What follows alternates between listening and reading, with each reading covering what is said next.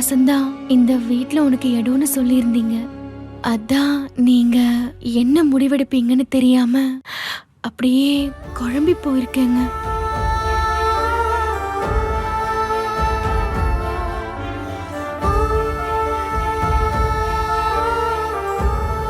இவ்வளவு நாள் உன் மேல இருக்கிற கோவத்துல இவங்க கொஞ்சம் ஜாஸ்தியாவே கம்ப்ளைண்ட் சொல்றாங்கன்னு நினைச்சுக்கிட்டு இருந்தேன். உன் மேல கொஞ்சம் நம்பிக்கை இருந்துச்சு. ஆனா எப்ப ஹாஸ்பிட்டல் போயிட்டு இந்த டேப்லெட் எல்லாம் வாங்குற அளவுக்கு போயிட்டியோ, இனிமே உன்னை நான் நம்புறதுக்கு தயாரா இல்ல.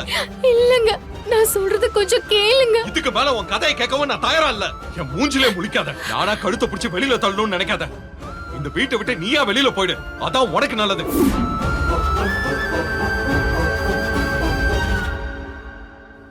சில நேரம் ஆத்திரத்துல நமக்கே தெரியாம வார்த்தைகள் வந்துரும். அதெல்லாம் மனசுல இருந்து வந்ததான்னு மண்டையில ஏத்தி வச்சுக்கிட்டு அதே நினைச்சுக்கிட்டு இருக்க கூடாது.